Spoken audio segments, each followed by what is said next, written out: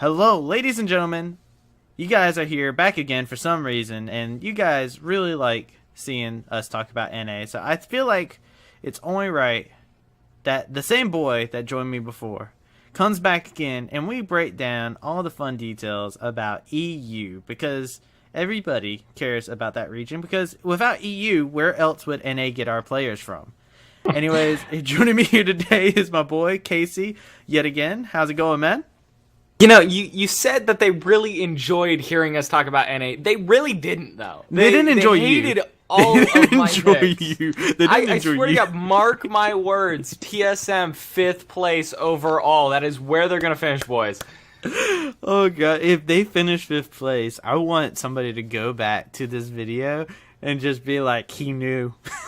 Yeah. Like, I want you on Reddit become front page. Crumbs. Yeah, That'd be great. I want you to become the new Crumbs. He's not in League anymore, so there's a void there. You know, he switched over to Overwatch, so we got to fill the void. You know, that's a problem in and of itself. That is a whole different ball game. But you know what? We are here to talk about EU. Let's, what do you think is going to come out of this? Because I think our predictions are going to be pretty on par. From looking at the overarching theme of what is EU LCS in this split, it's pretty even. I like all of these teams. I think that you could look at positions in NA and go, oh, this person is clearly better than the 10th place person. But in EU, it's more like 7th, 8th through 2nd is like, they might be better. Yeah, I feel like this actually, I like the fact that you open up with that, by the way, because the fact that I feel the same way. I feel like in EU, it's literally like you have 3 groups, right? And inside of those 3 groups, any of the teams inside of one group can be interchanged with another person. I think there's like little advantages that push them forward in certain scenarios. So I agree with you wholeheartedly, because I look at EU LCS, I'm like, it's so even. This could be probably one of the most competitive splits in EU LCS. I don't think this is going to be the raffle stomping that we've been seeing going on in EU LCS for a bit, especially since they got rid of that whole Nemesis best of 3 that had the experimentation with best of 2. Well, it's not NA, so you're not going to get a raffle stomp no matter what. Yeah, so it's not, there's a higher quality of player that comes into this, and unlike NA, EU actually likes using their own talent, and who would have thought that breeding your own talent makes a consistently competitive league that outshines NA in every way, shape, and form? Dang, going right in on it. Oh my God. And I will say, I like the fact you say breed over any other choice of word. It makes it sound like there's like Yamato cannons out in the farm like trying to raise up these European players. Have you seen that Punnett square that he has designed centered around Reckless and Kasing? It is really like there's a lot of shenanigans going on over there. But like you just mentioned, they are bringing in not only the talent but the background. They got coaches that actively are just propping these teams up. You saw when UOL lost their hype man, their unicorn of love himself over to NA. That was such a big thing. Like, the rumors are that his contract had in it that he was following his players over to NA. Like, that is a huge thing. And it shows the kind of environment that these guys are having.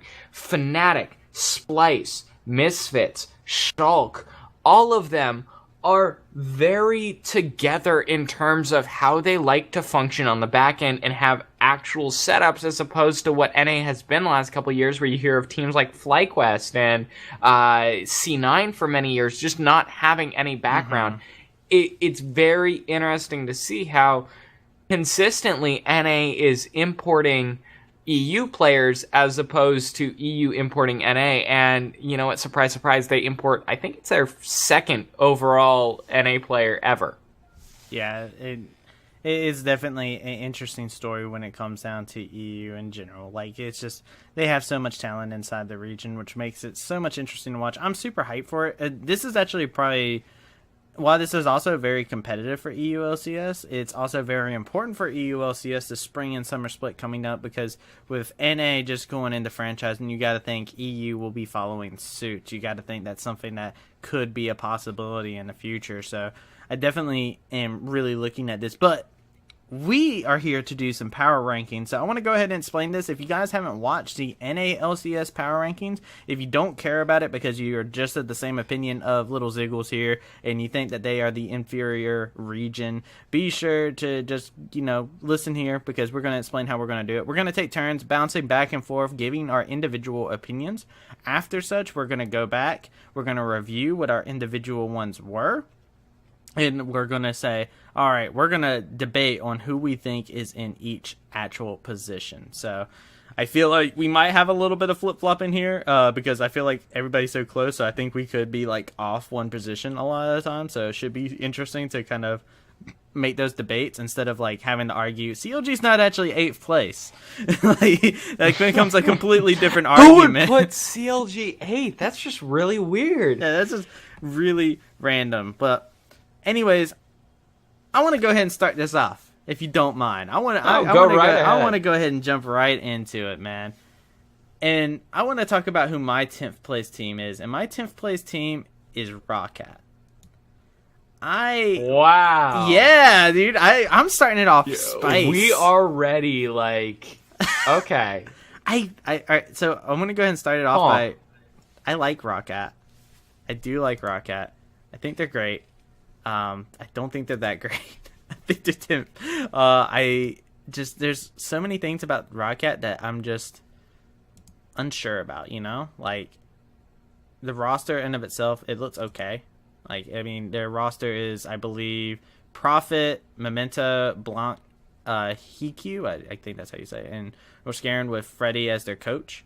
Prophet, of course, known to be a pretty decent player. He's actually pretty good. He used to be on SKT and then switched over whenever to, Mysterious Monkeys at the time.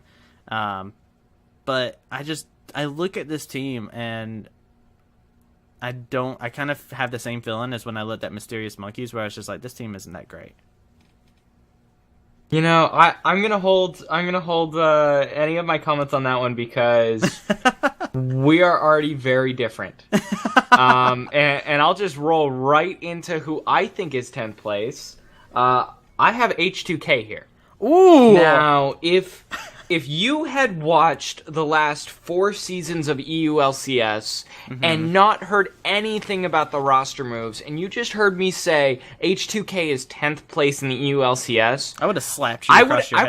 I would have had a hit out on me. Like, that would've. Is how H2K said going into this, if there is no franchising, they are not going to be a part of this. It is almost like they are preparing for that. When you have someone whose nickname is Shitty J on your roster, you are not trying to win.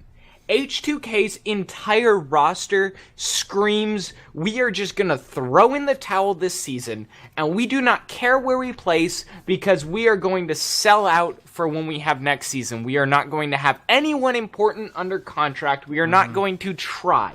Look at this roster. Smitty J, Santorin, Cadril, Sheriff, Spraddle. I would not bring a single one of these people back next split. None of them are good enough to be on an LCS roster. Ooh. All of these people are shit compared to everyone else in the EULCS in those roles. Even the rookies outshine every single person. And the only person that will surprise me is Sheriff. I think if this team wins a single game, it will be on his back. You don't have no faith in Cadril? I think that's his name? Zero. Zero faith. Oh, man. You know what, though? I kind of feel you, though, because when it came down to EU LCS, I had 2 favorites I always cheered for no matter what. Like, I had 2 over in NA, and H2K was one of them, and I kind of share your sentiment, and they're actually my 9th place. Just going to go ahead and throw that out there. They're my 9th place. That I'm of the same opinion of you. I feel like this is a throwaway. This is a hold-on roster.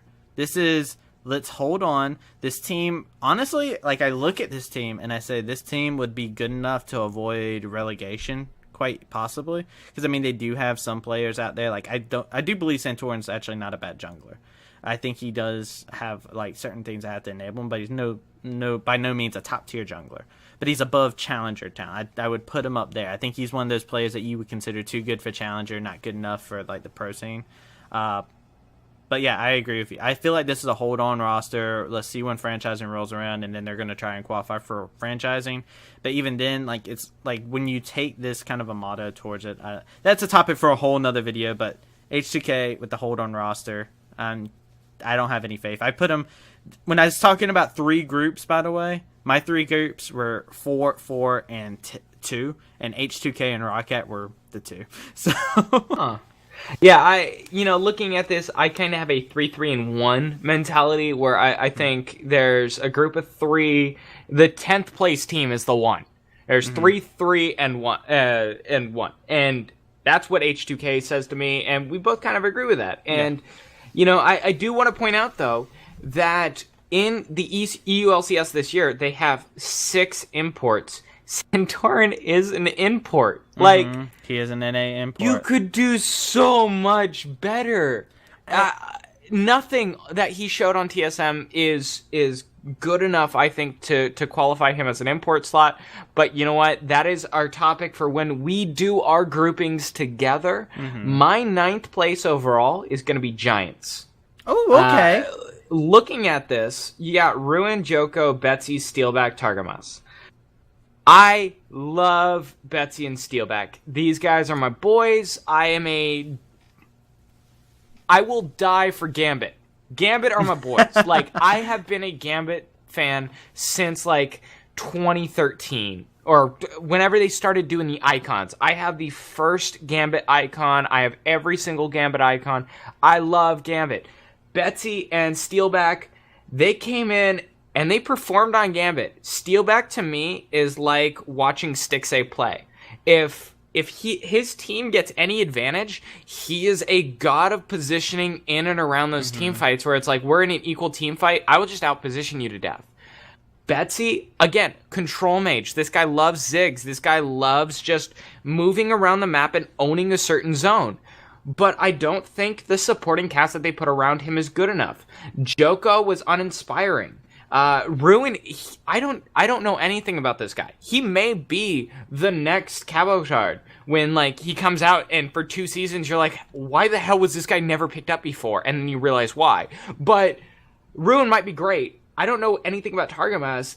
I don't think they matter. I just think this is a bottom tier team. I think they are very clearly, again, I don't think any of these groups in the EULCS are actually going to get relegated. I think all of these teams are way too good for that. I don't see a single team that strikes me as like they are just inherently bad. I just think they're not better than the competition around them. And Giants, unfortunately, falls into this. Now, the one caveat is whether or not they all pull up. And we have seen surprising amounts of teams in the EULCS start at the very bottom of the pack, go like 0-4 the first 4 games, and then all of a sudden they're a top 5 team. And you're like, what the hell happened? I wouldn't put it past Giants. I just don't think they're going to do that this season. Yeah, and I really agree with you on the fact that I think Betsy is actually a very interesting player because I think one of the biggest things is he's always had a very interesting champ pool too. Like I believe Betsy was the person that brought out the AP Nasus in the mid lane, and I think he was the only player to actually do that. But I think it was right after Power of Evil, actually. Was it right after Power of Evil? I think it was within. It wouldn't surprise me. It wouldn't surprise me if it was right after Power of Evil, because Power of Evil was notorious for bringing out stuff that feel like it shouldn't have worked. Dumb. But Betsy, Steelback, I like the core and all that other stuff. But this makes for an interesting segue because I'm wondering if this is going to be a theme. My 8th place is Giants as well, which is why I'm so happy to talk about them right now because I'm in the same mindset as you. Like it's like Betsy and a control mage. It's fine. It's just what does his supporting cast do? I think I'm probably butchering his name right now. Dejoko or however you say Joko. Just Joko. ignore the D. Yeah. I can't ignore the D, dude. That's what I'm all Winky about. face. Yeah, winky face. Winky face. But God. Joko is Please downvote just for that. Jesus Christ. Joko is like, he was on Vitality last season, I believe. Yep. And he wasn't impressive by any means. I think he was definitely like a bottom tier jungler in comparison to everybody. Ruin, I can't, like, I feel like I should know something about him. He's a Korean, but it's just like, I don't know anything about him. And then Targamas, he's a support player that's, I think he's a German player or something. I'm not 100% sure about him. But Betsy Stillback, I always feel bad whenever I see Stillback is like announced on the team because I feel like he's such a good AD carry, but he's never on like a good team. But yeah, Giants Gaming, I mean, for me, they're just 8th place, and I think they'll pull off a couple upset wins. I think Betsy and Stillback will have some good performances. I just don't think that they're going to be like a top team. Yeah. And you know what? That segues perfectly into my 8th place. Actually, I have Vitality. So, again, I love these guys. They are the spiritual successors to Gambit. They still have Cabochard. They have Gilius from the old UOL roster. The dude in his scarves, there's a reason Gilius has bounced around way too many teams. It's because he is a very good mechanical player. I think actually this metagame is going to very much benefit him. He likes these assassins. He loved Kha'Zix when he was on the old UOL roster. Like, this guy can pop off, but I don't think he's consistently good. He's like Dardoch without any of the upside and all of the ego. So it's very hard to work with this guy. So I hope Vitality has a good backing. I just don't think they have it. I'm going to mess this name up. Jizuk and Mini Tropa. They're just no-names. I wouldn't be surprised if this is going to be single-handedly my worst prediction, just because mid and bot, I have no idea who these guys are. I know what Cabochard can do. He has a super high ceiling, but it's just like he's been held back really hard. So if this bot / mid bot can pull something off, I think they're going to go far. I wouldn't be surprised to see them jump up to 5th or 4th and get into that top section of groups. I don't see it from this roster. Then again, I am admitting fully, I don't know enough to be able to rank them properly. I think they're just going to be a solid 8th place team. So I do want to go ahead and mention something. I believe you're mixing up 2 players. Gilius was not the scarf wearer, I don't believe. Gilius was Gilius is the he was the replacement. Yeah, he's the person who's like You're super right. like, I'm the best jungler in the world, and then gets beaten. I got time. the ego, but Yeah. then messed with the scarf. Yes, yeah. Gilius always had the ego, and then he replaced the original UL Kikis. jungler when they Kikis when they popped into the league. That's what it was. Yeah. Yep. Then You're right. Gilius went over. I believe Gilius played on Giants for a short time. Then he went over Yes. to NA, competed on E United, and then had that whole like drama fiasco and relegations, I remember. And then he came back over to EU and has just kind of floundered. But yeah, So ignore the scarf. All of my ego comments are the exact same. It seems like you all junglers just love the drama. So here's the interesting thing, right? If I didn't put Rawcat as 10th, we would be at the same exact thing. Yeah. Because I have Vitality as 7th as well. I think Yamada Cannon's actually phenomenal as a coach. I think, honestly, when it comes down to ego and stuff like that, if Yamato Cannon, out of all the EU coaches that there are in existence, can't break that kind of ego thing and keep it from... Because I look at Gilius and I think of Dardoch of EU, except there's other people that are just as good as him or better. Whereas Dardoch's actually just exceptionally really good, but he has this whole ego thing, and the fact that this NA import is so valuable. So you look at Gilius, he's automatically less valuable, but he's basically like the Dardoch representation of EU in terms of like how I personally feel about him. But yeah, I mean, Yamada Cannon, very openly known to be a very relaxing coach and whatnot.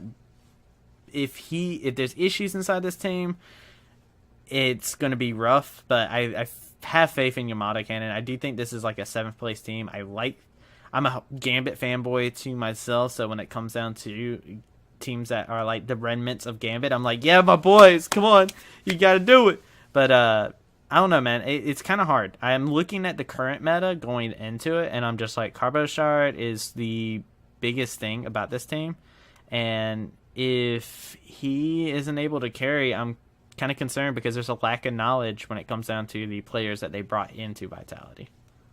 Completely agree, and we're going to roll into my 7th overall, which is actually going to be UOL.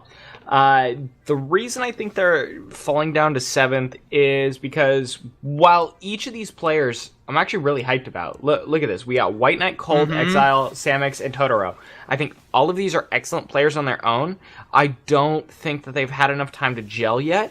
I think if you bring me in next split, if you ask me what I think they're going to be, I think they're going to be a top 4 team. I don't think they are yet. UOL has a fantastic history of pulling people out of nowhere, and all of a sudden they're a top team.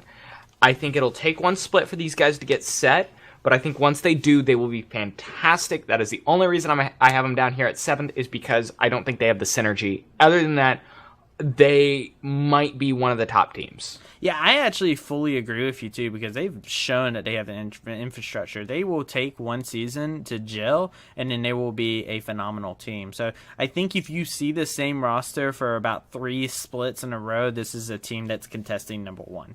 I think if you give it till summer split, this is a team that's contesting top 4. I think for this split, they're going to be just better than the bottom of the pack teams, for sure. And, I mean, White Knight, you look at him, I think he's a great player. Samitz had a great season last year.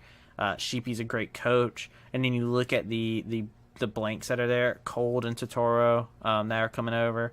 I'm not sure how that's going to work out, just because you got 2 different... I don't know if the bot lane's communication, how that's going to work. But I feel like this could be a similar situation to how Ole was, where Ole came over, his first split wasn't too phenomenal, and then second split, everybody was like, MVP, come on, give it to the man. But you know what's funny? And this theme is still sticking, by the way. My 6th place team is Unicorns of Love, so if I didn't have Rockcat, we would be in complete... synergy with one another. And have you noticed that I haven't said Rocket yet? Yeah, you haven't, which is making me look at it, and I'm looking at what my 5th place team is, and I'm just like, nah, Rocket is not above this. So if Rocket gets to this point, man, I'm gonna have some words. Oh, we about to have words. Oh no, because my 5th place overall is going to be Splice. Wait, you mean 6? Oh yeah, sorry, 6 is Shulk. Okay. I just spoiled that. Yeah, wow, spoilers, man. Yeah, so Shulk, I think, has the infrastructure. They have the team. I've never liked what Nuke Duck does. I think he is the EU equivalent of Froggen. And that's hilarious to say because EU, Froggen, they are the same thing. But once Froggen betrayed the EU, you know what? We're going to go with it. Chachi, Pridestalker, Nuke Duck, Upset Vander. We pretty much have, I believe this was Giants roster last year. Upset Vander, Nuke Duck, and Pridestalker, if I'm not mistaken. Nuke Duck was on Vitality, I believe. Nuke Duck was on Vitality, yes. But yeah, it's... Pridestalker, Upset, and Vander. So we have no new names. We have all known quantities. Chachi coming over from UOL. Nuke Duck coming over from Vitality. It's a very solid roster. It comes down to how well they mesh, and that's why I rank them 6th, because I think they are a solid roster. Each of these lanes, what I put a lot of value into is looking at who is in what lane, and then comparing them to the rest of the people below them. So if I look at Vizicachi, and is anybody going to realistically tell me that he is worse than Cabocard, Shitty J, Ruin, White Knight, and Prophet? You know, we have a couple unknown quantities in there, but overall, most people are going to say, yeah, you're probably right. There's no one worse in that lineup. And you go across the line, and Pridestalker, Nukta, Upset, Vander, they don't have people that are just outstandingly worse than them in any role. That's why I have them here. I think if they come together as a team, if they come together and show something, you do have what I think is the best support to ever come out of EU, coaching them. Yes. I think I love this guy to death. I wish he was still casting. Mm-hmm. I don't care what any controversy is. I wish he continued to do this. But you know what? As a coach, I think he's got it. I think Schalke will surprise people this year. Yeah. Honestly, like Crepo is like was one of my inspirations when I started casting. Whereas like it was just like I loved watching Crepo, and then when he started casting, I was like, oh my god, dude, this dude is great. I like hearing him talk. I know he's good. He's a Bard player. He's after my own heart, to be honest with you. Like, I hate Bard. I'll walk up to Crepo with a rose in my mouth for sure. Like I'll ask him to tango, but yeah, it's besides me wanting to like send out this public invite. Crepo, if you want to like go out anywhere. I also have Schalke, but they're at 5th for me. This is really weird how this is working out, by the way. But I look at Schalke and I'm just like, you know what? Schalke they're great, honestly. Like I look at it's like you said, they're across the line. They're pretty much better than anybody that we put underneath them. I think Vizicachi is like, he's very adaptable. I mean, in a worst case scenario, he's in a really bad matchup and he's got draft pick coming his way. They'll just put him on Shen. The guy who can play Shen very well. Pride Soccer has shown that he has moments of strong, aggressive play. I think Nuke Duck is probably the biggest question mark I have on this team, just because I feel like he's very meta-dependent, and sometimes he wins by cheese alone. But he's always been so very hyped as a mechanically strong mid laner. And even if you watch him, when it comes down to like, you watch him when he plays solo queue or something like that, watch one of his solo queue games. He's mechanically outplaying a lot of people. He's so good when it comes down to his just base mechanics. It's just a shame that we never see it once he gets onto stage. It's very rare where we get to see those moments where Nuke Duck pops off as much as I want to see him. And he's gone for seasons upon seasons of being talked about as the most underrated mid laner. But everybody sings his praises of mechanics. So I'm looking for him actually to put up or shut up at this point in time, because if he doesn't put up numbers now, or with this kind of a roster, with this kind of a backing behind him, in terms of they have Crepo as a coaching staff who is known to be very mechanically sound and has a good idea of how to actually play the game, I lose hope in Nuke Duck. This roster for Nuke Duck is, I think, a lot bigger than anything else. But Schalke, I'm excited. We finally got the Schalke tank into the EU LCS, man. Yeah, I it's going to be a make or break year for them. I think if franchising again comes through, it's a big overarching theme for this year. It's like, what teams are going to get franchised? We saw Dig, who has in my opinion, fantastic backbone, not get into franchising. It's I'll make it or break it for these guys. I think Schalke makes it because they put together a roster that is not as bad as H2K, so that's giving it to someone. But I've already spoiled it. My 5th overall is going to be Spliced. They showed a fantastic split last time around. They got Odo, Xerxes, Niski, Kobe, and Kasing. What can we say? They're keeping Kobe, Niski, and I don't think they had Xerxes last split. They did not. Odo, that was Unicorn Odo, Love. Yeah, Odo coming over from H2K, and Kasing coming over from H2K as well. I think Kasing is the backbone of this. Mm-hmm. I put so much emphasis on support players. I love how a support player, if it's properly integrated in the team, if he is the shot caller, if he makes the decisions, if he understands what he's doing, then I think that is the backbone of a team. I think Kasing is single-handedly the best support player in this entire league. I don't think there's somebody who does what he does better than he does it. It is just whether or not he's going to be able to wrangle these guys and tell them what to do in a proper environment. So, if Odo and Kasing could get back in sync, if Odo plays Shen like he did last split, it's going to be disgusting. If they don't, they're going to sit around 5th place. So, that's why I have him here. I don't expect too much from Xerxes. He's, if I remember correctly, a very passive jungler.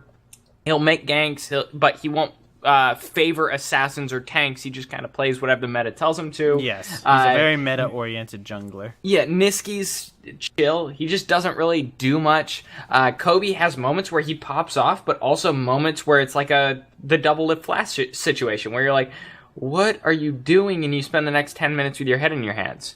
It's about how these guys have adapted. It's about what this patch hits them with, and it's either going to keep them in around the 5th spot, bump them up about 2 spots, or drop them down about 3. They're a meta team, and if they hit the meta just right, they're going to follow it all the way to the bank.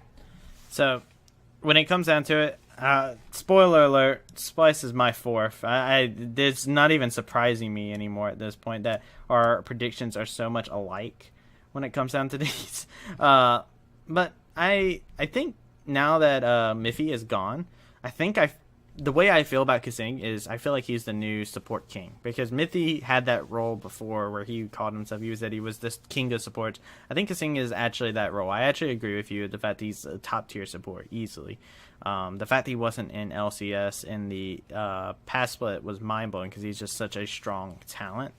And you also look at this lineup, Odoame being a phenomenal top laner. Xerxes having some pop-off games whenever he could. He was the reason Unicorns won games more so than they lost, you know? Like, he plays a much more calculated style than what we've seen from junglers that played on Unicorns of Love in the past, but he was a breath of fresh air for the team and did exactly what... He was that solid, consistent rot that they needed. So I do think that when you look at this roster, it's just a phenomenal roster all around. I mean, even like the fact that they did get Kobe, they kept Niski. I just look at the team, it's great, man. I actually think that this team could be at its best. It could be easily in the top 3, but I think at their worst, I do think that they would just fall to 4th. I don't think that they would ever fall below this, even at their worst. So Splice, phenomenal team.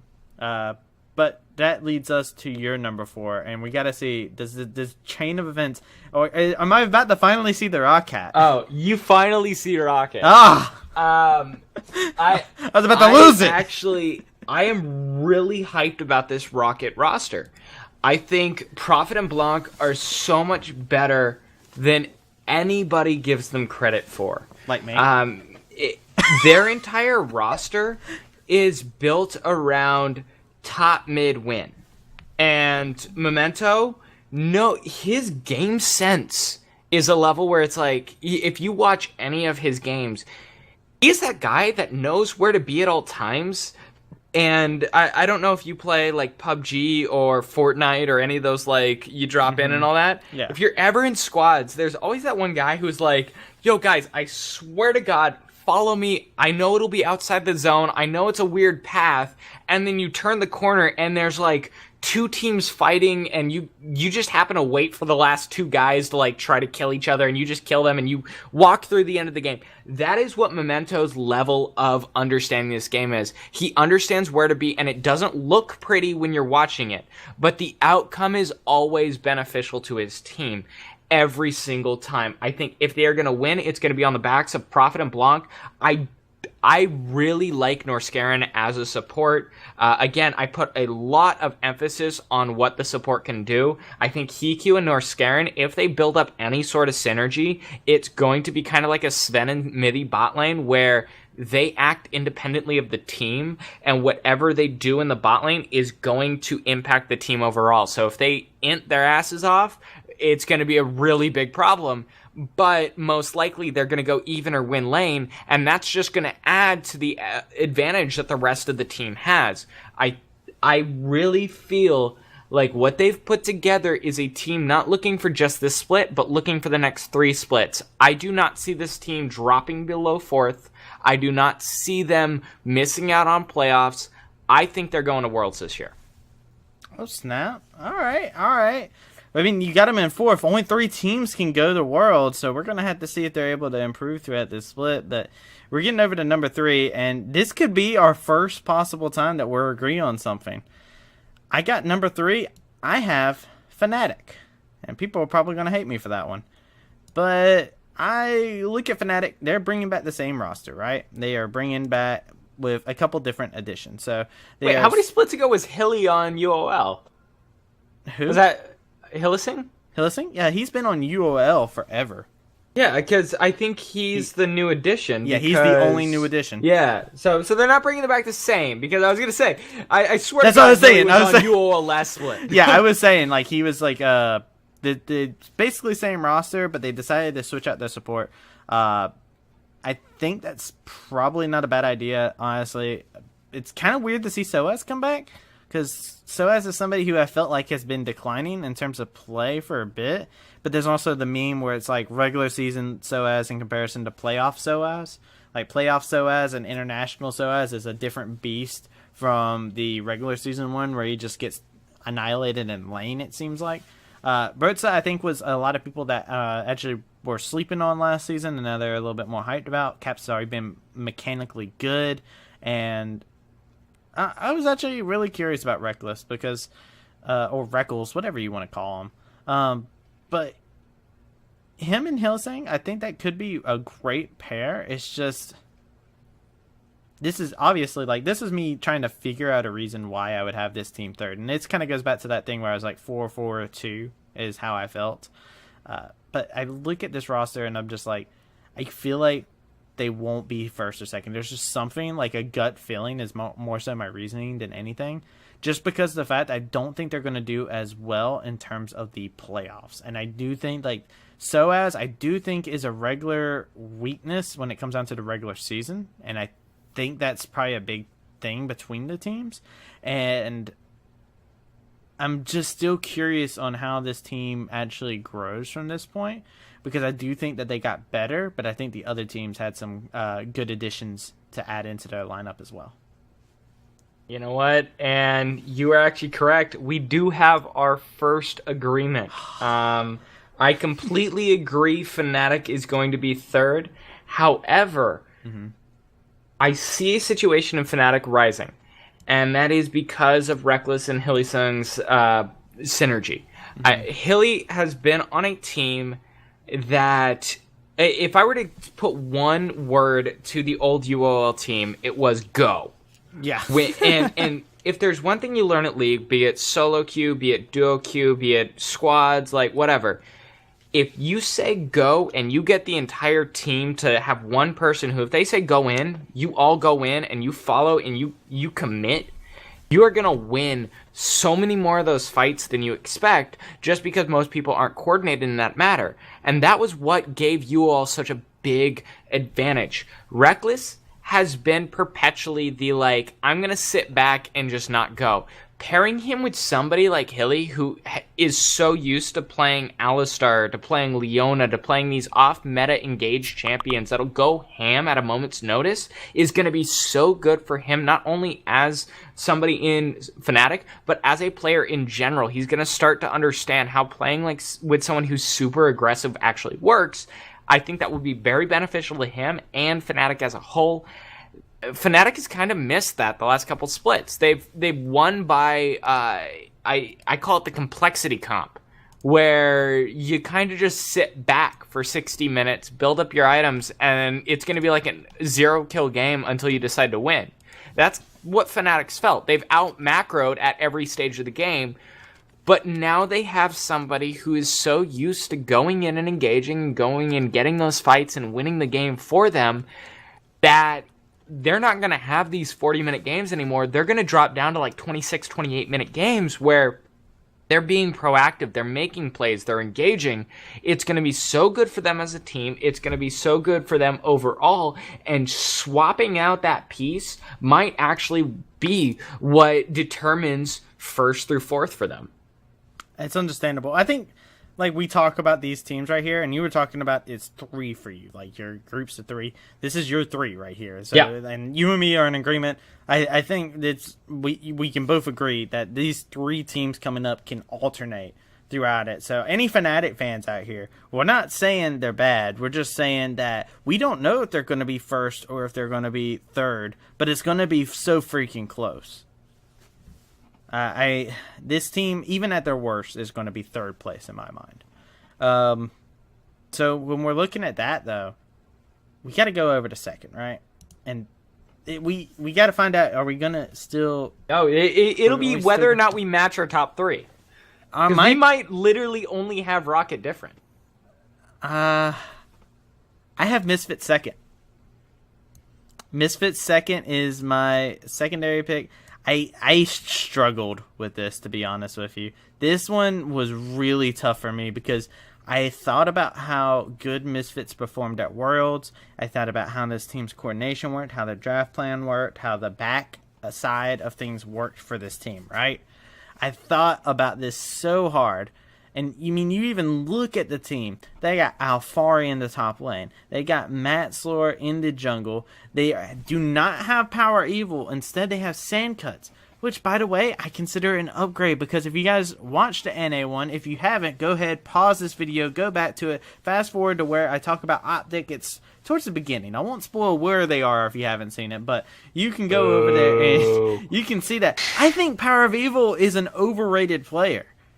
And I think Sandcuts is an easy improvement over Power of Evil. I think he's much more consistent. I think he's a lot better of a player. I think his highs are better than Power of Evil's highs. And his lows are definitely nowhere near that crippling of a low.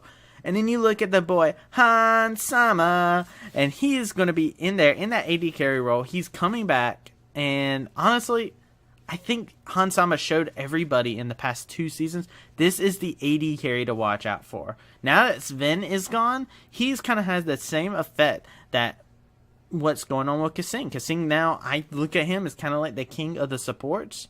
Now I look over and I say, you know what, king of the AD carries, give it to my boy Hansama. He's got Mickey Etz, who's going to be a great player, who's always been a consistent support.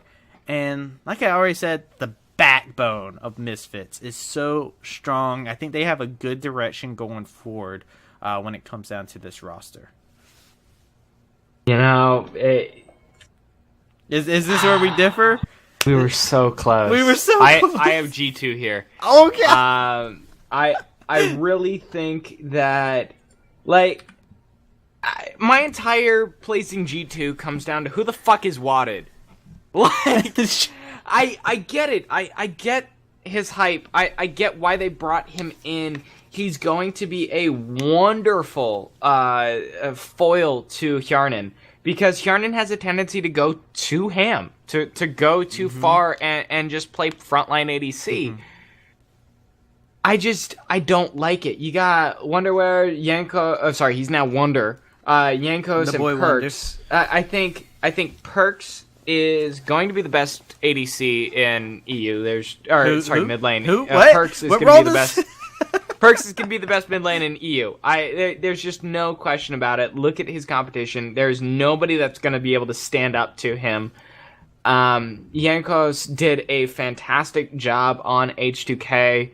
He has that same sense of knowing where to be, when to be, why to be, all of that. Wonder's kind of a question mark. He has some fantastic games, but he also has games where it's like, please just stop inting. Hjarnan, again, will frontline and will do wonders. He'll sit there and face tank 4 people in a Protect the Kog'Maw comp, and you're like, how the hell did you live? And he'll get a penta out of it. But also there will be moments where he'll go in, face tank, and be like, I thought we were 10,000 gold ahead of them, and we're actually 14,000 gold behind, and just lose the game single-handedly. What it is going to be a temperament on that, I think it's a very smart move. I do not think there will be the synergy there. I think that is going to be the sole reason that G2 falls below Misfits. All right, let me tell you why you're wrong. Real quick. Okay, hold on. Hit me with that, yo. First, let me go ahead and get this G2 over here. Let's move this over to number 1 where they truly belong. Listen, man, I love G2, actually. I am going to go ahead and throw out my bias here. But when it comes down to G2, I think Perks is going to be the best mid laner, not the best AD carry. I don't know if he's going to be playing all that much Corki for him to be called the best AD carry. So much. But you look at, when it comes down to G2, Perks has always been a phenomenal mid laner. Yankos, he is the first blood king. And you look at Wonder is the best tank top laner in EU LCS. This boy is going to be able to play all the tank matchups that he absolutely needs to. If the meta stays the same going into Spring Split and all the way through the entirety of Spring Split, Wonder will be the top laner. You're going to be like, dang, this is the best top laner because he's going to play all the tank matchups just properly. It enables Jankos to be able to play all sorts of crazy stuff inside of the jungle and be that first blood king and just be able to snowball advantages for G2. Wadid's going to be able to be very much so the supportive wall that they need, the enabler. When I look at this team, this is going to be the team that's going to have Wadid kind of be like the person that, like, what would you put it? Like the lady at daycare, all the kids go rampant, and Wadid's like, come on around me, come on, huddle around, I'm going to make sure you're taken care of. All right, mate, you don't want to be dirty when you go outside. He's going to wipe them clean, make sure they're taken care of, and then they're just going to go out, murder everybody all over again, and he's going to clean them back up. That's what's going to happen here. And Karnan, I think, is one of the most underrated AD carries out there. It's like you said, he does have a tendency to step a little bit too far forward. But whenever I've looked at him, I've never understood why he hasn't had great success in terms of an AD carry. His high point was arguably when he played with Kasing, when he was on the H2K lineup. So I look at this man, and I'm just like, you know what? He can pop off. He's been consistent on bad teams. Now he's on a good team. I think he's going to pop off and just be a great player for G2. And it also opens up another avenue because this is a completely different beast. G2, when you look at this beast, they do not have Sven. Sven was like, if G2 did bad, Sven would carry, right? You look at this team, all the pieces feel like they fit a little bit more. There's no spikes in one lane will be able to do extremely well and carry it. I feel like looking at this team, this is a team that performs well as a unit or can perform a little average at times in certain areas. But I think this team can pull each other together if they're going down and they can just make it to where they're able to pick up that W. And make it to where they are able to pick up that first place. I think G2, we're still in the reign of G2 at this point in time. I think that's just how it is. The villains are still going to reign here. I wouldn't even consider them villains because... Well, that's how they market themselves. Outside of their owner, like, who's a piece of shit, like... That's how they market themselves. All of their players are really likable, and that's the only reason that I actually hate them is because their owner. But you know what? Here's my argument for Misfits. All right, let's go. I already moved him over for you. You got my boy Hans Sama. Say it again. My boy Hans Sama. Like, this guy is the single best ADC in the entirety of both EU and NALCS. This guy dominates shit stains like Double Lift.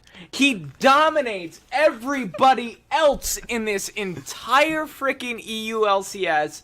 There is nobody that comes close. This guy, Hans Sama, knows what to do, when to do it. He is a god among men, and we are all peasants. He will single-handedly make you bow before the one true savior. This guy has got this shit on lock. You put him around with Maxlore, Alfari, Senkux, Mickey. Like, okay, you pull in Senkux and Mickey X from Splice from last season. Splice going into Worlds were rated like the bottom of the barrel. And then they beat out all of the NA teams. Like... You can't even get on their level. And they're bringing in the two most important roles, especially on top of what the hell you saw from Misfits last season. Like, they have just learned from what they went through. It was bad last season. They made very, very stupid errors, but the stupid errors are what you can fix. What you can't fix is shit playmaking ability and actual playing the game like people, I don't know, Broxa to name a few, just can't seem to grasp. And so if you bring in a full team that understand how to play the game, they are going to dominate, they're going to win, and they will take this thing home. I like it, man. I like it. Our lists are very slightly different. It's actually just interesting. I'm looking at the list side by side here, right? And it's like, All right, so of course our biggest difference was Roccat, right? That was our biggest difference. You and me both disagree on Roccat. That's going to be interesting for us to talk about when we get into our collective ranking, because it's just going to be you and me arguing about Roccat throughout the entirety of the power ranking. It feels like, because you got them all the way at 4th, and I got them at 10th, because I don't have the faith, and you do. But then it's like, the only other thing that we disagree with, honestly, is the position of Misfits and G2, which is just like, I think you and me could argue back and forth with that, and we could both have some very valid points. And both of these teams, I just want to go ahead and add in there for any Misfits G2 fans out there, we believe either one of these teams could probably take over the other. I think either Misfits or G2 will be in first place at the end of the split. And I think Fnatic has a little bit harder of a road to get to first, but I do believe that they could do it as well.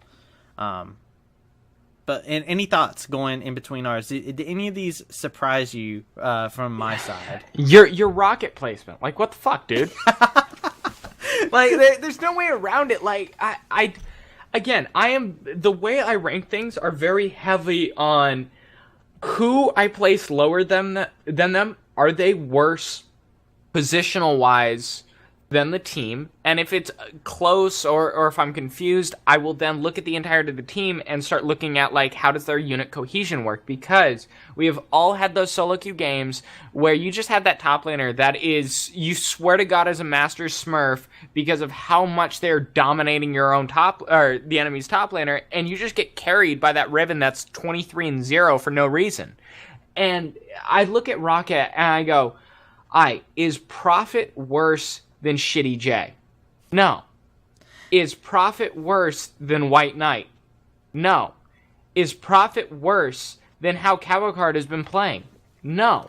And I just continuously go up, and it's same for every single position. Are you telling me that Blanc is worse than Betsy? You know what, though? Here's my thought process, right? Because I saw Prophet last season on Mysterious Monkeys, right? No, it was Ninjas in Pajamas. That's who they were on. He was on the Ninjas in Pajamas. What the hell did that team do?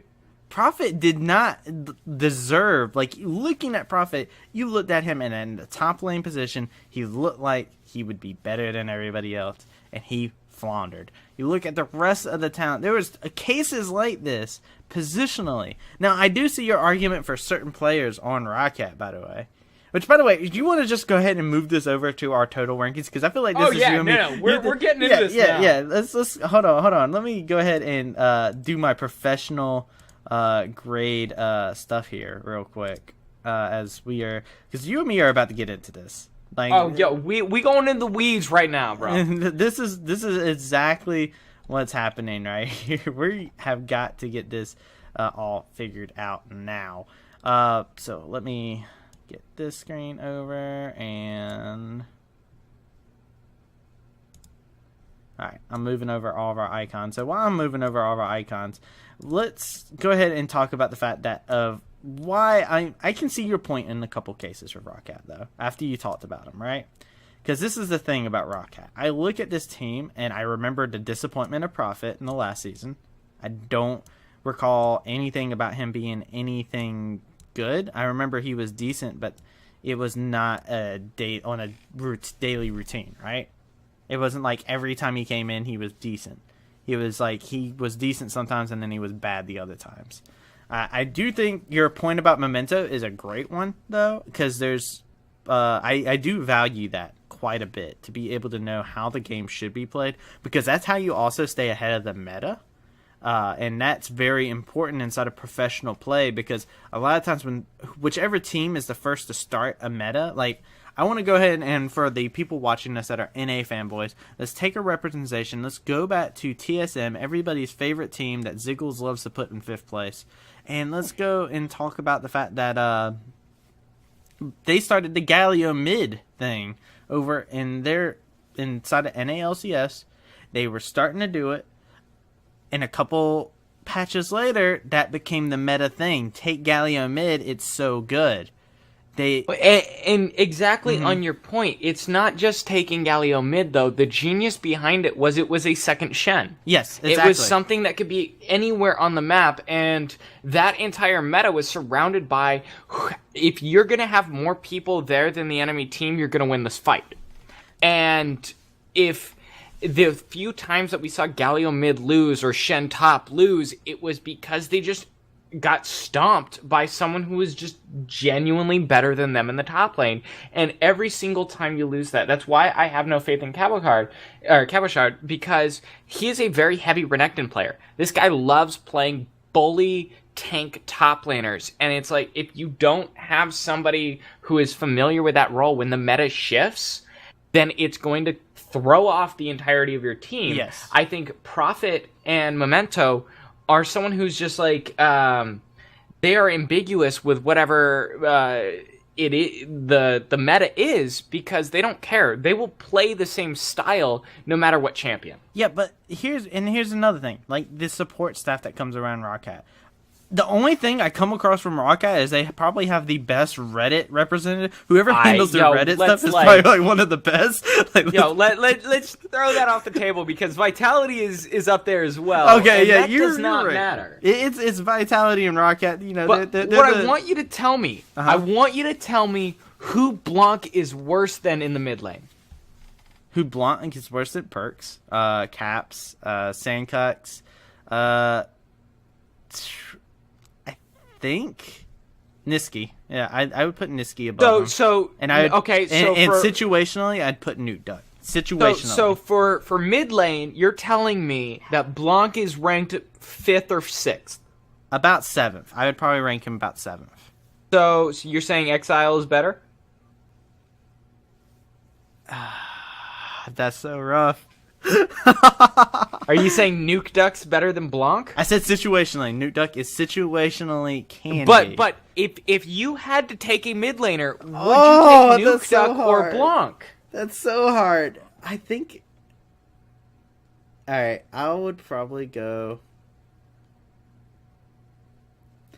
You got me. Because I would put Blanc over. Over Nuke Duck. I think Nuke Duck could be better than Blanc, but I also think that Blanc doesn't have the lows that Nuke Duck does. He's a little bit more consistent, so I'd actually probably take Blanc. I mean, if you were to ask me, I'd take Blanc over Niski as well. So, but that's just me. Yeah, you would take him, but that's two different opinions right there. I barely take Niski. So let's move to ADC. Who is Hiku worse than? I would actually take just about any of the AD carries in the league. That's not really a good one. Yeah. Okay. I would actually. No. That's what we're doing. That's why we're trying to figure out where this is. I think EU AD carries are when you look at EU as a whole, a lot of people talk about EU mid. EU AD carries are actually just phenomenal. They're in a league of their own a lot of the times. Yeah. I feel like. I think the worst EU ADC is average. Yes, yeah, and that says a lot. Yeah, like the worst AD carry in EU could be an import for like a 7th place and below team in NA. Exactly, easily, and you could even make arguments for like 5th and below. Yes, I think support for the first time in a while, just because we have so much new talent, is going to be the weakest lane in the entirety of the EU LCS. You tell me. Norse Garen's going to be better than Totoro Tagamas. I don't know. Yeah, maybe there's a couple. Like, there's so many new names in the support. Category. And not just that, but you have new names in support role, or you have new names in ADC role. And if you look at our rankings, we have the known quantities towards the top of the list, because you know what Reckless's playstyle is, along with what Hilly's playstyle is. You know what Kobe's playstyle is. You know what Kasing's playstyle. That's how we kind of rank them. Is if you know what the bot lane is. EU LCS has never been about the bot lane. Mm-hmm. It's been about very average to strong bot lanes paired up with top mid jungle that dominate, and that's kind of the strength of a lot of this. So I'm just going to completely throw out support for the entirety of my rankings for our group rankings. Unless you're using it as like a point to add to it's exactly. a known factor. Yeah, I would agree with that. I think here's the thing that you and me both have to do right now. is when it comes down to 10th, I agree that Rockhat's not 10th. I agree with H2K being 10th. I think you and me both agree with that. Okay, so let's throw H2K 10th, and I think we float Rocket until we find a place where it's like the remaining teams are not discussion. better. I think it's a discussion that we have to have each time because this is something I'm not sure of, but I can see them going up a little bit for myself. So okay, so we got H2K 10th. So for both of us, we'd be looking at Giants now. Mm-hmm. Yes, we would. Because we moved H2K to 10th. Yes. So let me mark that down on my side. So H2K's 10th. Now, Giants. I don't know what Ruin is. I don't know his play style. I admittedly don't know how he matches up with the rest of his team. I don't know if he is a good fit. What I do know is Joko, Betsy, and Steelback. Yes. And if you told me that Joko, Betsy, and Steelback were on the same team a year and a half ago, I would tell you average. I would never be hype about this team. I would never think that they were going to take Worlds by storm. I would tell you that their, description would be not relegated. That is what I would describe them as. So the argument here is, we got to go back to Rockhat, right? This is something that we have to have a discussion because I put him as 10th. I want to go through the roles real quick. Ruin and Prophet, I feel like we can't really evaluate. Agreed. I don't think we can because Prophet has shown that he has some decent performances. He had some good performances when he was over in Korea, but he's known to be mechanically good. Bruin, we don't really know much about, so putting the two of them together is a very weighted argument. So I say we get rid of I'll give you that. Yeah. Joko and Memento, I would give to Memento. I think not only is he mechanically better, I think he has better game sense. Betsy versus Blanc, that's the one that kind of irritates me just because I look at Betsy and I feel like Betsy should be better than he is. But when you look at the two of them side by side, Blanc is going to be able to at least be a lot more flexible. I think that's what actually wins Blanc over easily for me. Yeah. It's just the champion pool. Steelback versus HK, that's not a contest. Steelback wins that, in my opinion. And Targamas versus Norskern, they're non-factors. Yeah, exactly. I look at Giants and I say I'm still in the same mindset as you on that one, where it's not relegated. But I look at the team and I'm just they have potential to do better, but looking at them side by side with Rockhat. Yeah, I don't think that they have a single lane that's so much better than Rockhat's that I would say that they're worth putting ahead of them. It's you look at every single one, even if you ignore both Ruin and Prophet, you look at Joko and Memento, and it's that's no contest. I don't even have to think about whether or not Joko's better. He's not. And Betsy and Blanc can play assassins. If you've ever seen Betsy play an assassin, it's like having a stroke. It is you'll get this guy tries to play Zed, and you're all right, you're gonna do the combo, go do the combo, and he's have you ever seen somebody look at the keyboard while typing? Yes. That's what it feels like Betsy playing Assassins is. Where he's I'm gonna press Q here, then E, then R, then W, then E again. It's like chicken pecking the keyboard. Can I not watch this, please? It's just so bad. But if you put Betsy on a control mage, and that's where I think this list swaps, because from what I'm seeing in the preseason, it is very assassin-oriented. I am seeing a lot of assassins in the jungle / mid lane / top lane, and the control aspect comes from the bot lane. I think Steelback, Targamas, and Hiku Norskaren, the worst ADC in the LCS is better than 99% of ADCs in general, and they can play control ADCs like nobody's business. It's when you get into shit like Vayne, Callista, the high skill cap champions where you're oh, they counted frames. That's when you start seeing the differentiators between ADCs, but every single one of these ADCs can sit there, and if they're told, play Ziggs, they'll be okay. Play Caitlyn. Okay. Yeah, they can do that. I don't see Joko or Betsy beating out Memento and Blanc in the meta that we're in right now? I went ahead and put Giants as ninth, to be honest with you. Okay. So you did that while I wasn't watching. Yeah, I was looking at Giants and I was just like, I agree with you. I think that there's some things that put Giants a little bit ahead in like certain scenarios, but I think overall, I think Rocket is a bit better than Giants. I do feel that because I look at Stillback, I feel like is such a phenomenal player. If it goes into a certain meta, I think Giants would pull ahead of them, but I agree with you that it's much more, Rocket's much more balanced than Giants. So we will go with that one. Going into 8th place, we have Vitality, I believe, is our topic to talk about here because I had them as 7th and you have them as 8th. So let's talk about Vitality here because I feel like this is actually interesting. We're getting into the point where we can have disagreements that'll be correct. Yes, this is where it's like we can actually disagree with each other. Yeah, I think Cabochard is better than Prophet. I agree. I hard agree on that. I think you put him on a carry. I think you get him on Gangplank, get him on Renekton. Get him on something he's comfortable with. But that's also the problem with this Vitality team is it's the same problem that Gambit had at the end of their run. It was live or die by Cabo.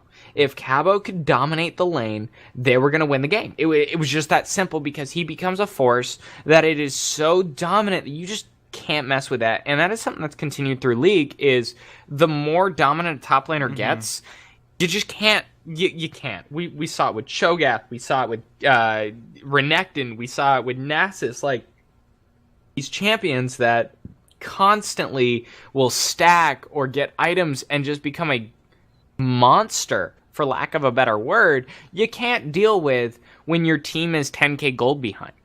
And Cabochard plays that position to the epitome of, if I get ahead, you're screwed. And so I think there's no argument Cabo is better than Prophet. Yeah, I agree with that. So let's go ahead and I think in any matchup with Cabo, I think Cabo is better than even like if it's tank v tank. I think I take him over Prophet. I think I still take him. Let's talk about Gilius. Real quick, I would realistically take Cabo over everyone except for Chachi and Odo. From just what they do, but yeah, continue. Okay, you wouldn't take Smitty? Come on, man. No. I look at Cabo. I think Cabo is a great player. It's just I'm kind of in the same boat as you. There's a couple tank top laners I would play. I would rather have Alfari. I would rather have Wonder. I would rather have Odo. I would rather have I think that's it actually. And Chachi with that poppy. Yeah, that poppy and chin. Disgusting. But yeah. Let's look at Gilius though. Gilius is, I think this is actually where you and me are going to have the biggest conversation about because there's 2 conversation points left for us to talk about. I think Jizook, Mini Troopa, and Jet Troll are something that we really can't talk about too well in terms of going against them. I don't know if you can. I could talk about Jizook a bit, but you're right about Mini Troopa and Jet Troll. I think the main topic on whether Team Vitality is better than Rocket is we got to talk about. We've already talked about the fact that we prefer the top lane Cabochard, Gilius, and Yamato Cannon. Let's talk about the coach. You mean Memento? Yeah. Well, I'm talking about. Because we're comparing. The combination between both those. Yeah, we're comparing the combination of those two, and then we're looking back at what Rocket has. What is Rocket bringing? Now, I will say, if we're looking at it in terms of coaching staff, I'm not impressed with Rocket still. I look at their coaching, and I look at other teams, and I feel like they're lacking. And I think Team Vitality, probably the biggest thing that they have on them is they do have Yamato Cannon as a coach, which has shown in the past that he can work wonders. Remember the run that Splice had with Yamato Cannon. Yamato Cannon turned Splice into a team that looked like that was just 8th place, and turned them into a freaking finals contenders, a team that was getting This is into where I'll Worlds. stop you though, because the one thing that Yamato Cannon did with that team was he had a team full of people that would listen to him. I do not believe Gilius will listen to him. And that's actually the problem I was about to bring up, too. This guy has an ego the size of frickin' Texas. He will not listen to you. He is the reason that, like, his skill is the only reason he still has a job. Otherwise, he would be Forgiven. Because everyone knows Forgiven is probably the best mechanical player in the game, but he will refuse to play meta picks just because he doesn't believe they're good enough. And I totally see that attitude coming out from Gilius. I do not think that... look at a bet. So at the end of the season, because this season is best of ones, I think they are better than 8th place in best of ones. Mm-hmm. You give them a best of 3, I think they choke every single time. Oh, if this was best of 3, I'd probably put Team Vitality at 9th or 10th, to be honest. Yeah. I hard agree with that. Like, I would say that Rocket would be better than them. I would say H2K could probably be better than them, to be honest with you. Like, that's the contention that they would be at that point. Yeah. The hold-on roster would be able to beat a roster that would tilt over the course of a series. Well, not even hard tilt, like, not even the whole roster. I'm just saying, like, you would have somebody who would almost be, like, inting inside of it. Because Gilius has never had a good best of 3, it feels like. Yeah, Gilius has great moments, but it's also like, did his coffee get too watered down this morning? Mm-hmm. Or was his milk 1% instead of 2%? That's how it feels when he plays. Did somebody walk past him in the hallway and barely touch his shoulder? Like, yeah, did they look at him and angrily look at him and then like try to get by him and accidentally bump him and then him start a Twitter war? Yeah. Like, things like this might happen. I think his attitude will destroy the newbies. I think Jisoo, Minitropa, and Jack Troll will have the arrogance of Gilius without having the experience to back it up. And that is why I put this team below Rocket, because I don't think that as a team they can beat it. Even if you take out the unknowns. So take out mid and bot from Vitality, and you take out top and mid from Rocket. You got Memento, Hikyu, just give me Memento. I can tell you that he will beat all of Vitality just because it's Gilius. I am actually 100% with you. Like, breaking it down and talking about Gilius and stuff like that. I look at, like, Kabashar is the only thing that I look at when it goes, like, into head-to-head, where I'm just like, Kabashar should win that, like, 90% of the time, right? Yeah. Like, that's how I just feel. But I look at Gilius and I'm just like, has flashes, he's got moments, but you put him together against somebody like Memento, and then you factor in the fact he's got rookies.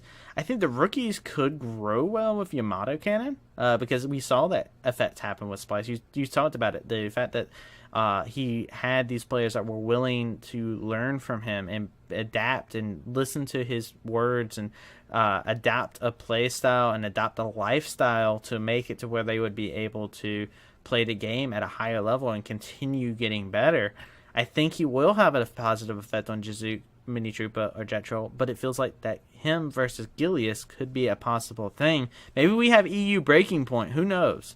But I'm going to go ahead and say I'm going to hard agree. Team Vitality, we're going to put them over in the 8th place. Now, this is going to be the one I'm going to fight you tooth and nail on, though. Oh, and I have a good argument for this one. I know you probably do. You've had a good argument for all these. Because we're going over to Unicorns of Love. And there's a lot of newness with Unicorns of Love. And we're looking at Rocket. There's some newness there, of course. Not a lot. There's just one, actually. But we look over at Unicorns of Love, and this is completely different. This is a whole turnaround.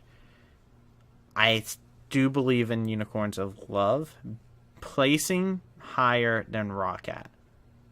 I am going to fight you tooth and nail on this The reason one. I will have UOL lower than Rocket is because I do not believe that their communication is up to par.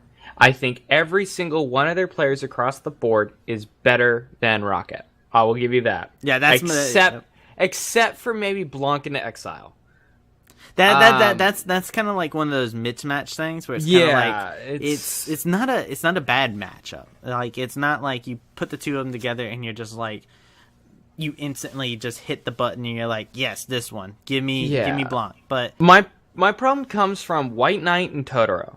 Okay, Totoro is a very like if UOL were to have a type, like their Tinder profile would say plays engaged champs that are tanky. And that is what this guy plays. He plays Taric, he plays Alistar, he plays Rakan, he plays Braum. Like, this is what UOL lives and dies by.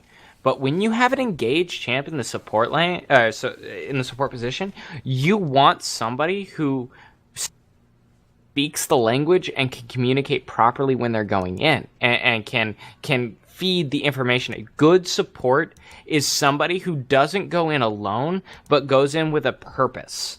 And I believe that that's going to be the differentiator. I don't think Totoro's going to go Hear no in evil with monkey, the Jeppy. team Hear no evil monkey, said my queen. Look back at the last couple seasons. UOL, every single time they engage, it is a team decision. They are win by the team fight, die by the team fight team, and that is what's made them so good. In this case, they have shuffled so many people with so many different languages around that I really worry about their communications. That's why I say they're going to be a top 4 team next split, because they'll figure that out. But this split, I do not see any of them acting with any sort of cohesion that allows them to beat Rocket. My queen. You look at what they have in every single lane. You must have White Ebola. Knight in the top lane. I think it's a 1-to-1 in terms of beating Prophet. I think Cold will beat out Memento. I think Blanc beats out Exile. I think Samux and Hiku is a 1-to-1, and I think Norscarin is going to beat Totoro just not based on skill, but just because Norscarin can communicate with Hiku more than Totoro can Hear no communicate evil with monkey, Samux. Jeppy. Hear no when evil you saw monkey, Samux said on Splice, you he dead. wasn't the best or the brightest, he was the most consistent. And that is what he brought to the table. He's going to continue to bring that, but it will be without a support that he can trust, he can follow, and he can know. So, just as a quick thing, because I've been trying to figure out what the hell is going on right now. If you guys can hear it, there is some audio things that are going on right now, and I'm not 100% sure on what it is. If you guys are hearing it right now, it's like some text to chat thing that keeps popping up. Like, you know how like somebody will type something and it will just be like text to chat, and it's like, you know, evil monkey, something like that, and it's just like, do you know the way? And then add. It's so weird, and I'm trying to figure out what that is. So if you guys hear that, I apologize. I don't know what it is, to be completely honest. They'd have to get like an hour into this to be able to even hear it. So I mean, we got a limited number of people. I was listening to your argument, but it's just like, what the fuck was that? Like, there's no other thing to really describe it as. But yeah, so let's talk about this, because you were talking about Unicorns of Love, and you talked about the communication and how important you think that is, and I agree with you, by the way. I think that the communication aspect of it is so important when it comes down to this, and I don't feel right putting Unicorns of Love below Rocket, because I feel like if you look at each and every matchup, even Itzilla and Blanc, like, you look at the two of them and you're just like, you still have to think for a moment. It's not like you instantly are just like, yeah, Blanc's instantly better. No, you have to think about for a moment, at least figure out what the flaws are. Oh, for mid lane, I don't even have to think between those two. I have to, man. I have to think. I do. That's so shit compared to Blanc. I see, and here's the thing, though. He filled the role that was needed when it mattered, and he's the player that's been with this coaching staff. I feel like, if anything, this is a player that could come into the season and surprise people. Or if anything, he's the one who should have grown the most and yet didn't. Yeah, and that's another perspective to look at. I mean, there's two perspectives to it, right? It's this player's the remaining unicorn, right? Like, you have him and Samus. Those are the two remaining unicorns, but Itzilla's been there longer, I believe, right? I think Exile was there longer, and Samix is more recent. Yeah, I think. Because I swear Samix was on Splice at one point. I believe so, and it's just like that's the two perspectives. So I look at this and I'm just like, what is the way to get this to go through? Like, who? But do you know the way? Oh my god, dude! Was that you that was doing that? No. I'm still. Like, I wish it was. I'm trying to figure it out. I was like, I'm looking at TeamSpeak and I'm like, all right, did somebody send me something? Don't see. Fine, anything. you don't know the way. I don't even know if that's a thing from freaking that. I literally like clicked on a tab while you were talking just to check on a notification, and it was just like, do you know the way? And I'm just like, what the fuck? Yeah, your TeamSpeak notifications are, do you know the way? Do you know the way? God, I hate that. God, but all right, let's go ahead and go at it right now because everybody doesn't want to hear us talk about unicorns. All right. So okay, White Knight over Prophet. Who do you want? White Knight. I'll give you that. Cold over Memento. I'd take Memento. Agreed. Exile over Blanc. I'd take Blanc. I'd take Blanc as well. Samix over Hiku. I'd take Samus. Agreed. Totoro over Norscarin. I would take Totoro. I'd take Norscarin. And I think that's where it comes down to. I don't think that Totoro is going to have the communication available. You say the last 30 games he's played. Okay. Yeah. He played Braum 16 times, Rakan 7, and Alistar 7. He has won 5 games out of the last 16 on Braum, 1 game out of the last 7 on Rakan, and 3 out of the last 7 on Alistar. Mm-hmm. Now, we all have our dips. That is a real shitty win rate.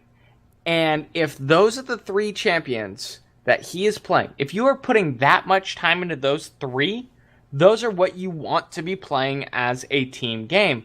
And that is not something that his level of communication with the team is going to allow. So I just don't think he'll be able to coordinate a Rakan engage or an Alistar engage. You and me are tied, right? Like, you and me are tied. Basically, you and me are both... This is where we're both tied. I'm fighting for unicorns, and you're fighting for Roccat. And I'm going to say the deciding factor that we don't really talk about, and we talked a lot about communication being a huge flaw with unicorn, and we've talked about mechanical skill being something that could be an issue over on the side of Roccat in some scenarios, and then we look at different things with that. Roccat versus unicorns, there's another one. You have the fabled Unicorns of Love support versus the Roccat support. Like support staff? The support staff, yes. What, like, this, you said that's everything right there. Those are the deciding factors. That's the extra factor. I think that's actually the... UOL lost their coach. No, they didn't lose their coach. They lost their general manager, and they brought in another one who's already doing some of the same marketing. I feel like it's but marketing's bullshit. Let me I'll give you that. Like, marketing is I hate marketing more than anything in this world.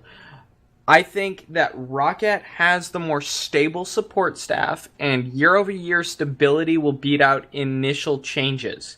And that is 100% why I'm telling you, UOL next split will be fantastic once they get used to all the changes. For now, I think they will sit in 7th until they figure everything out. See, but here's the thing. Another thing. This is the troubled history of Roccat that kind of comes back to hit them. And this is what always comes back in my head. I think of Roccat and I'm just like, is this the same support staff that they've had? Or did they still have the same members that are a part of it? Because, like I said, the support staff for it is just... It doesn't feel like they did anything. Whereas even when Unicorns of Love were in a shitty spot in the past... They had some of the same people are still there. Sheepy is still there as a coach. Who does Roccat have? Freddy? If I remember, yeah. I'd take Sheepy any day of the week over Freddy. I think it's not even just the fact of Roccat versus Unicorns of Love going from this split to next split. as well. I think this is also towards the end of the season. I think Unicorns of Love would be a better team than Roccat at the end of the season. I think Roccat will make the end of season run better than or worse than UOL. I think UOL will end up higher. I think just by synergy at the end of the split, realistically we can see them. I do not think that UOL will be a better team over the course of the split than Roccat does. I think they end the split 7th and then finish about 4th.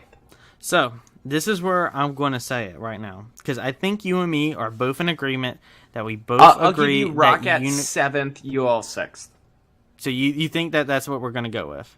I think that's what we should go with based off our discussion. Okay. So I got, ladies and gentlemen, this is a proud moment here for me here. I finally got one.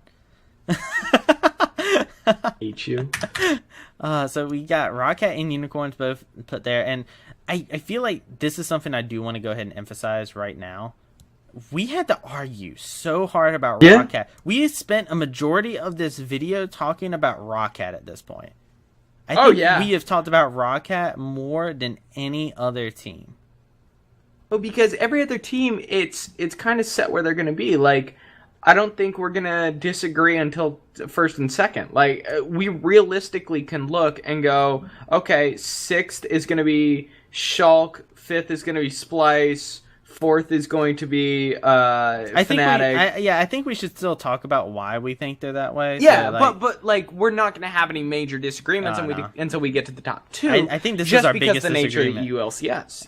I think this was our biggest disagreement because I think Unicorns of Love and Roccat, after talking with you and stuff like that, I do believe they're actually in a similar path. I think that the thing that holds me back for both teams, like predicting their success, is the two differences in the fact that Roccat, I feel like, doesn't have the staffing behind it still. Like, there's nothing that impresses me, and their past history has already created doubts for me. And I see Unicorns of Love, they have a new team, and they will grow. But then I also see your points about the communication and stuff like that, and the fact that Toro could be a liability. So, I think this is actually pretty good for where they're beat. So we talked a lot about Unicorns and Roccat. Let's go ahead. I think you and me are in agreement. Shulk 5th. Yep. So Crepo coming in as the coach. This is a team that has backbone. I actually really like this team because they didn't quit trying to get back into LCS, and they also didn't buy their way in. I respect that. It very much depends. Like they set up the backbone before getting the players, and I think that's why they dropped out originally. That's why they couldn't get in. Mm-hmm. Now that they have the players and the back end, they're in a very good position, and it's all up to how well these players show up. If they show up, they might be a better team than 5th. If they don't, they're not going to be. And that's really what it is at the end of the day. But if you show up 5th behind Misfits, Fnatic, Splice, and G2, like, I would not be upset if I were that team. Yeah, I think, honestly, the biggest question mark for both you and me here is Nukeduck. Yep. I think I said it earlier. Nukeduck situationally is really good, and he's mechanically always been sound off a stage. But you hear this term, Scrim God, and that's what a lot of people would use when they talk about Nukeduck, is he's really good off stage, but when you put him on the stage, when he puts the headset on, he's in front of a crowd, he just doesn't perform. So, and he's also really meta dependent too. A lot of these teams, if you hear the word Scrim God, that has got to be one of the biggest red flags, because there's different opinions in scrims, and what's the prevalent factor over the last couple of years is if you want to do really good in scrims, you pull out your main strategies and you work that out. I forget what team it was a couple of years ago, but people essentially refused to scrim with them because they would treat it like a joke, according to the other Unicorns of Love. Unicorns. But people didn't like, and then they started pulling that stuff out on stage, and it was because they practiced it in those quote-unquote joke scrims that they were able to execute it on stage, things like Poppy top lane or Mordekaiser top lane, and like these weird things. So Scrim Gods, it's like, I take it with a grain of salt. I think that... I mean, you know who else was called a scrim god? Over in NA, we had Golden Glue. A lot of people called him a scrim god. And there's also a reason why C9 put him onto their academy team, because everyone believes that whatever Golden Glue brings you in terms of your scrims is the equivalent of what you're facing in the LCS, and that's what you want as a scrim team. Yeah, and they see... I mean, he even then, like, a lot of people buy into his potential. But that's NA. That's another topic for another time. Let's say... But, yeah, I think the biggest question mark for both of us. Other than that, I think this team's pretty solid. Could rise up a couple of ranks, but they'll probably sit around in the 5th, 6th place spot, in all honesty. Let's go ahead and go over to our 4th place team, which I believe is going to be Splice for us. Yeah. There's no doubt about that. Splice has to be there. They're not better than Fnatic, Misfits, or G2. No one on their roster is single-handedly better than any of their competition ahead of them, except for maybe Kasing. I think he might be the best support in the entire LCS. You know, I've mentioned that before. Other than that, Niski's not going to be out Caps, Senkux, or Perks. Kobe's not going to beat out Yarnin, Reckles, or Hansama. None of these guys are going to just dominate. I think Splice finishes 4th, and it's a very respectable 4th. Yeah, I think so too. And I do want to say as well, because Splice has been the roster that has had the solidarity kind of attitude towards their team. They've always been like, we are going to stick together. This team, this is the same roster you're going to see net split. And it's very interesting to see Splice say, you know what, it's time for a change. It's time for us to switch out our roster a bit.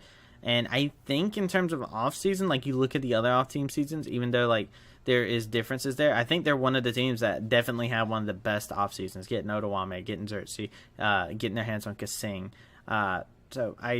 Splice did a phenomenal job. I think they could be contesting up there in the spot for the finals and whatnot, but time is going to have to tell for this team. We have to see how they bond together and play together and whatnot. And maybe they could be one of those things where the pieces become greater than their whole. But, the whole becomes greater than the pieces, I think is the saying I'm looking for there. Attaboy. I was sitting there thinking about it. I was like, wait, what I just said did not sound 100% accurate. So Fnatic 3rd, I guess, because you and me both agreed on Fnatic being 3rd here. So I think we briefly talk about Fnatic here as the fact that they are bringing back essentially the same roster. You take out this support they had, put Hillsang in, and then you just say, wow, this team looks better with this support change, but they don't look like they have reclaimed their throne as the kings of EU yet. Yeah, I think that their off-season movements were correct in terms of bringing in a support that is top tier. It's just going to come down to how well both of those guys synergize and how well Hilly synergizes with the rest of the team. We saw remarkable games coming out of both Caps and Broxa. We know what we're going to get out of SOAS. This is a solid 3rd place team if they underperform, and that is saying a lot for what this skill cap is of this team. I truly think if we are going to get a team out of EU or NA that wins Worlds, there are about 4 teams total that I would not be surprised if they got it. 3 of them are in EU, and it's our top 3 for this split. Okay. So let's go ahead and go over to where you and me are going to have to figure this out. Honestly, I look at this, right? You and me are going to talk about this, right? Yeah. And I think you and me laid our points out already. And I feel like I'm fine with either Misfits or G2 being in either or spot, to be honest with you. I am actually completely okay because I think either one of these two teams are going to be 1st or 2nd, and it's going to be just that close. I think these two teams are really good. I think G2 honestly won the off season. We talked about Team Liquid in NA. Spoiler alert, we're talking about how well they did with the offseason and all the other stuff. I think G2 did very well for themselves. They got rid of some of the issues that they were having. Trick wasn't performing as well anymore. Expect was not performing. And they turned around and said, we lost our bot lane. That was a huge thing. Let's get another new bot lane. And they picked up pieces that I think gives them a whole new identity as a team while still retaining the dominance that G2 has. But then you look at Misfits, and they got, as you said earlier, the best damn AD carry inside of EU LCS. And he could beat, I honestly think he's better than any NA LCS AD carry as well. I think you put Hansama versus Fen, and that is the conversation that you have to have. It's Hansama is just, he's just too good. Well, like you said, so last split we had Hansama, Hjarnan, and Sven. Sven, undisputed top ADC last split. Yes. Hansama, very close second, and it was almost tied with Hjarnan. And all three of those guys fought it out the entire year, and at any point in the split, you could look at a single game and go, this guy's better than this guy, better than this guy, and then you have like 6 degrees of separation, and you have everyone else. Yeah. G2 pulled out the best possible ADC out of anyone else. Like, anyone available. If I go down this, I'm actually leaning more towards G2 being first overall, just based off of the team comps I'm seeing right now. So you look at it, you go, I would take Alfari over Wonder. I would take Yankos over Maxlor. I'd take Perks over Senkux. Yeah. I'd take Hansama over Hjarnan. And then we get down to support. I think that top jungle mid are going to be more important this split, this meta, than any other position. It does not matter if Hansama's a god or not, because Vayne is not going to be in the meta for very long. Maybe the first 4 games, if anything. Outside of that, I don't think ADC is going to really matter. You're going to get to like ADC in 2018 LoL status, where the rest of the positions are going to pick it up, and when you have 1 out of the remaining 3 being what I would choose, you have a hard argument for that. I think G2 takes this just because of how the meta swaps and how their support staff has shown to grow not just a, like, I'm going to beat my lane environment, but our team comp environment. Both these teams are going to be very good, and it's going to be super fun to watch. And I do want to say, when it comes down to it, I want to ask this question to you. Okay. When you look at G2 and you look at Misfits, it's an interesting storyline because you said bot lane's not going to matter as much. However, there's something big there, the gaps in the supports, right? Both of them lost big supports in different ways. Miffy was known to be very intelligent and very smart about how to play the game, right? Wasn't known to be, I don't think anybody looked at Miffy and was like, he's a mechanical god, right? But everybody knew him to be very smart and know how to play the game. He's kind of like, your praises of Memento, this is the praise that people would give about Miffy, right? Yep. So you have Wadded. Wadded's going to be the safety net for G2. You look at Misfits, I feel like there's a much bigger gap there as well, because Ignar was mechanically really sound, and he was also very innovative with how he played his support role.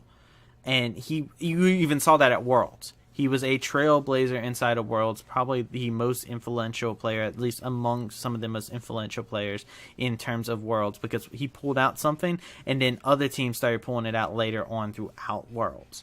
That's how big Ignar was. I do not get that same feel from Mickets, and I feel like he's a downgrade in terms of what he brings to Misfits, even though I do think he's a good player.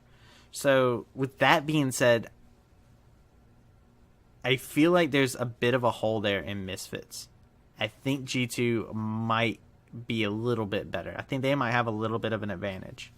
Yeah, I think we're in agreement in this, where it'll all come down to, like, game 4 or 5, because usually they have the top 2 teams face off halfway through the season for the first time. That is going to be the biggest game of the season. I don't see either of these teams dropping a game to anybody outside the top 4.